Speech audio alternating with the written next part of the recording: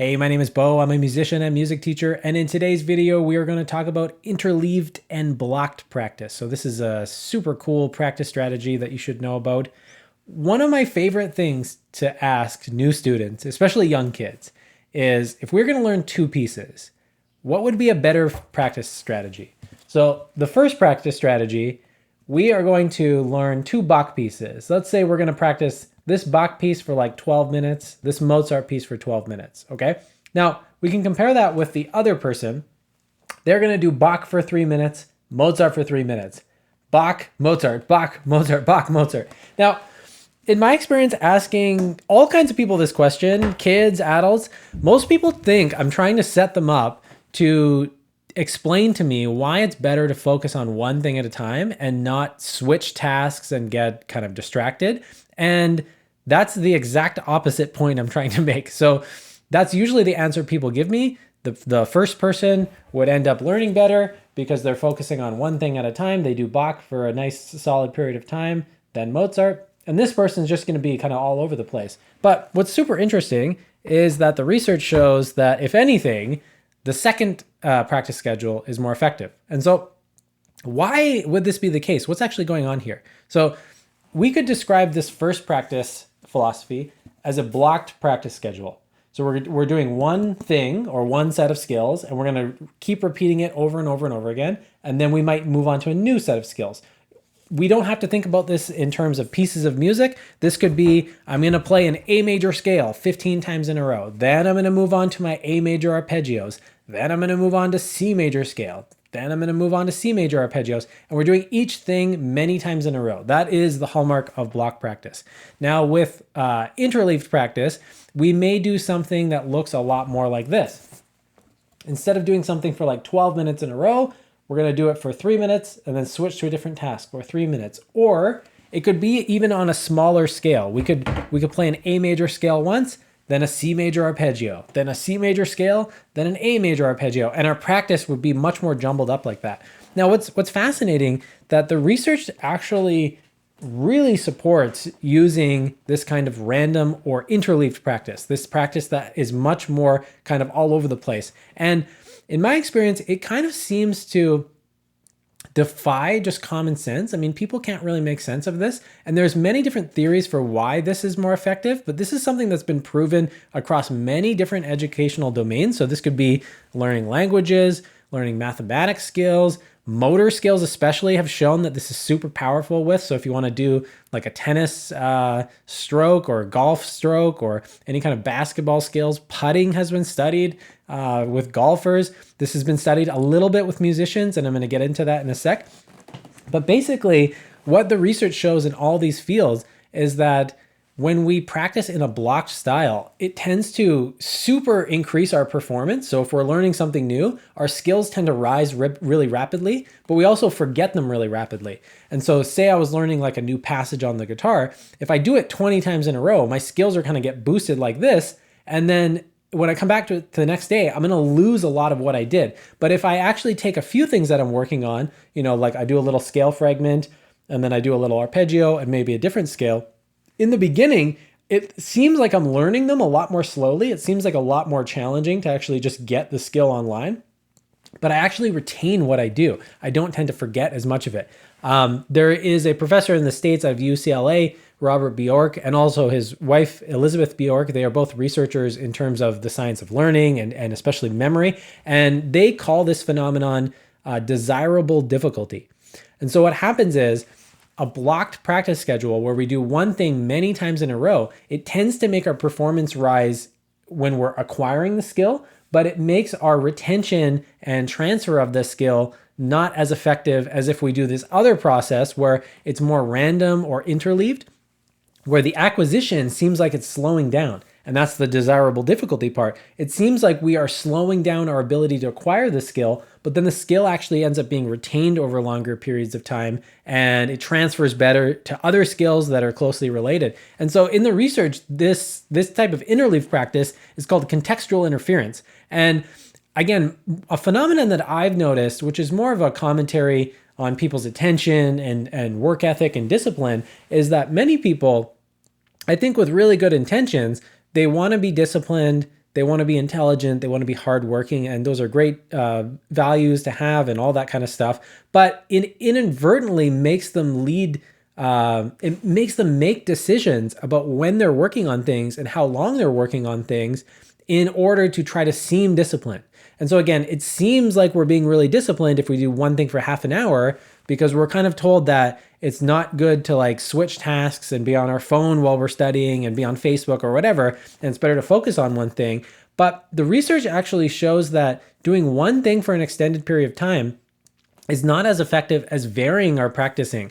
And that's just a really kind of fascinating thing that I found, is that inadvertently, in people's attempts to be hardworking and disciplined, they end up making decisions that are suboptimal for learning. And so a better thing that we can do is we can actually start injecting some variation or some interference into our practice sessions. And now there's a bunch of ways you can go about doing this. One thing that I like to do is when I'm working on pieces, I do something very similar to this. I take 2 or 3 pieces that I'm working on, and I might choose a small section of that piece, maybe 16 bars or something like that, or 8 bars, whatever the size is. And I will set a timer for 2 or 3 minutes. It doesn't even have to be exact. And I kind of just rotate between these 3 things that I'm working on. I might have 2 or 3 things. Now, that works pretty well if you're working on actual pieces. Now, when you start talking about smaller musical skills, like I said, like arpeggios or like a lick on the guitar that lasts like 3 seconds, what can be really cool to do is you take maybe 5 or 6 of these things and you work on them. You might make a list of them and you just keep randomly playing them. So little lick in A major, little chord progression in B minor, whatever it is. You take a few little musical skills that you're working on and you jumble them up with each other. And with this, you might set a timer for 5 or 10 minutes, and you're going to play through all of these things in a random order for 5 or 10 minutes. And what you'll find if you kind of track your practice sessions and analyze what's going on, you learn these skills a lot better. But the point, and this is the difficult thing for people to appreciate, you can't tell right away. And so this is where blocked practice is surprisingly confusing. And there's a term that I really like called the illusion of mastery, or we could call it a fluency illusion. But what happens is that if I'm working on 5 guitar licks and I do each one in a row, block practice 15 times in a row, what starts to happen is I start to be able to play them faster.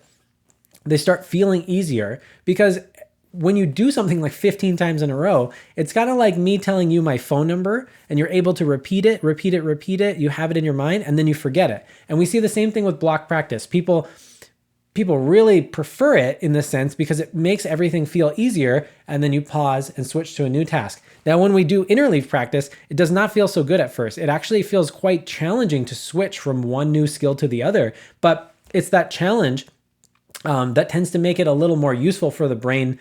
The brain tends to be more engaged. There's studies where they've actually scanned people's brains while they're doing like interleaved practice versus mass practice, and it looks like more activation is going on in the mind when you use like an interleaved practice or random practice schedule. And there's many theories to why this actually works. I mean, one theory is that just by taking a break, what you're having to do is you're having to basically rememorize everything. So if you do something 15 times in a row, the memory only gets loaded once. But if I do something once and then move on to something else and then come back to it, I'm reloading that memory. And I believe that's called like the reconstruction hypothesis, the idea that every time you have to reconstruct something from your memory like that, it strengthens it. But there's a completely other set of hypotheses that give a different take. And one of the alternative hypotheses is that the variation and the actual contextual interference,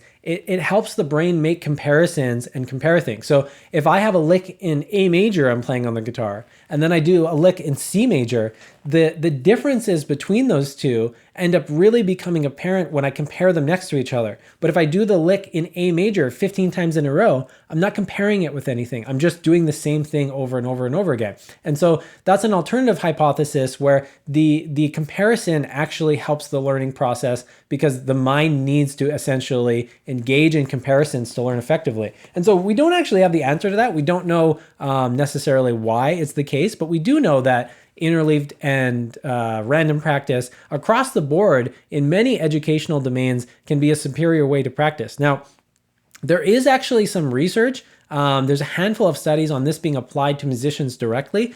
There is a lady out of Canada named Christine Carter, and she did a study in 2016. Carter and Gran was her colleague, I believe. And their study was they took pretty good clarinet players, people that have been playing for about 4 years or so, and they were practicing about 8 hours a week, so approximately an hour a day, just over an hour a day. And they had them do this exact design that I was talking about here. So they had them learn two things, 12 minutes each, versus another group, 3 minutes each. And they did not find humongous benefits for interleaving. They did find that when they had a rater actually listen to recordings of the pieces after a delay, the interleaved pieces on average, or the interleaved practice schedule on average, got higher ratings. These weren't like obnoxiously humongous differences, but they did find that the interleaved practitioners were able to perform slightly faster, I believe. And if anything, it showed that just on the whole,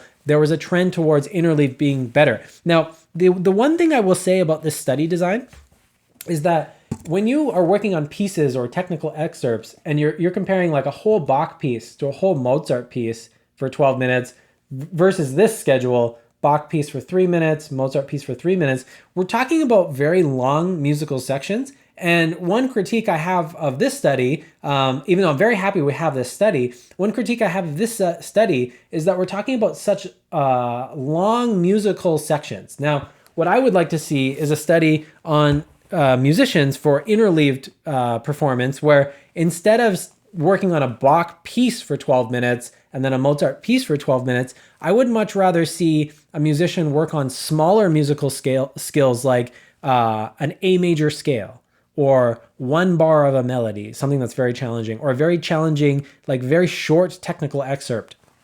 And then comparing two practice schedules where in one schedule we do like 15 or 20 reps of each in a row, and then the other schedule we do the same amount of reps, but we jumble up the order. And my hypothesis personally, because I've done this enough with myself, is that if you ran that kind of experiment on interleaved practice compared to block practice, you would see bigger effect sizes with musicians. I've just noticed that with my own practicing and documenting this, but the way that they're defining interleaved practice in this condition is more based off of time, which is not actually something that's done in much of the other research on interleaved practice. So if you look at the research in motor learning, there's a famous study on baseball pitchers basically doing 3 different kinds of baseball pitches where they do 15 of each versus, so we have 3 different baseball pitches, like baseball pitches, sliders and fast pitch, whatever they're called. But you have 3 different ones. And the way they did this study was like 15 of each versus doing a random assortment of all 3.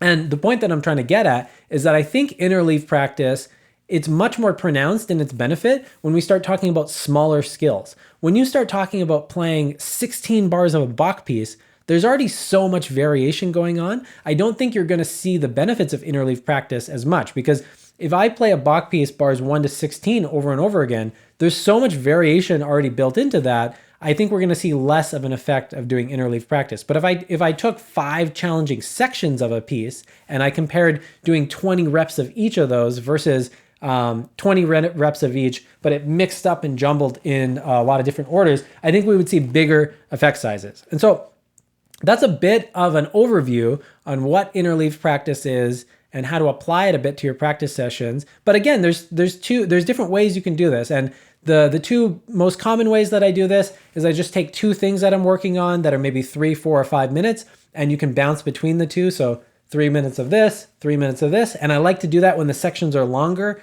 like 16 bar phrases. This is really like how this study is designed. And then again, the other way that I like to do it, I like to take 5, maybe even 10 very short things and set a timer for 10 minutes and just randomly play through them all. And that's very, very effective. I've been super impressed. And again, the most fascinating thing about this is how counterintuitive it is, because most people, when they're trying to get disciplined or serious about practicing, they would not intentionally structure a practice session up like this. And so if you're a student or a music teacher, I highly recommend you experiment with this. And it's super fun if you're a music teacher to introduce this to your students, because another benefit of interleaved practice that I've noticed is that people seem to be able to focus better. And this gets into the whole cultural commentary on like no one can pay attention to anything because everyone's on TikTok all day and all that kind of stuff, which is fine. I'm not saying that that's necessarily not happening to some people, but what I do tend to notice is that with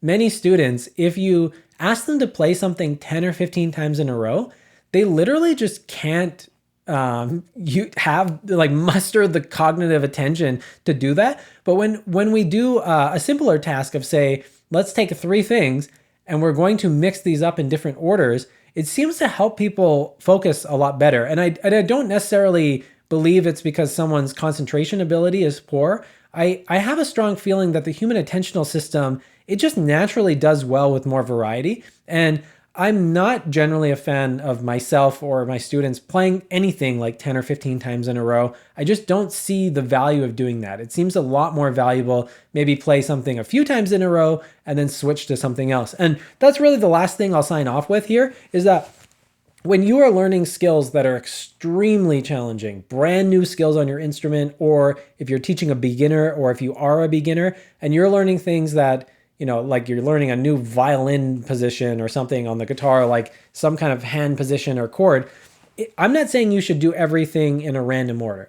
In the beginning, maybe you do 3, 4, or 5 reps of something, and then 3, 4, or 5 reps of something else, 3, 4, or 5 reps of something else. And then over time, you make it more interleaved. And there is some evidence that shows that slowly increasing the amount of interleaving or contextual interference can be a good idea. But in general, I think that people are not utilizing this technique enough. And if you're just talking about memorizing songs or learning new repertoire based off skills you already have, interleaving is an absolutely wonderful thing to start doing. And really, it's just a bigger picture thing that when you start thinking more intelligently about how to practice and thinking about what practice is and how to do it effectively, people tend to learn music better. A lot of companies, say we have like a car manufacturer, they spend time doing research and development. And so not all of their resources are going into building cars. Some of their, their brain power is dedicated, I don't know what it is, 5, 10%. They spend some money on research and development. And I think it's the same thing goes for musicians, that if you never actually deconstruct your practice process and think, how can I actually practice better? What am I doing? Is it effective? You're not necessarily going to improve as much as you want to. The answer to getting better at an instrument isn't always practicing more. If you're practicing 2 or 3 hours a day, for most people, that's kind of getting close to an upper limit of what they can do constructively. And at that point, it becomes more beneficial to think about how you're actually practicing and how to get more out of it.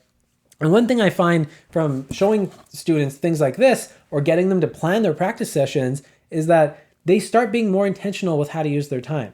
Just doing a thing like this, it makes you have to actually think and plan about what you're going to do and how long you're going to do it for and how you should kind of arrange things. And that itself has a gigantic benefit on someone's practice efficiency and productiveness, even aside from the other benefits you see from interleaving. And so that's kind of my spiel on interleaving and my experience with it, especially in terms of learning like classical guitar pieces that are very challenging and jazz guitar material. It's just an absolutely wonderful and indispensable practice tool. So if you have any experience using this, if you have any questions, I'd love to hear of your thoughts down below. My name is Beau. I offer online guitar and piano lessons. Feel free to shoot me an email if you're interested. Thanks so much for tuning in. Have a wonderful day.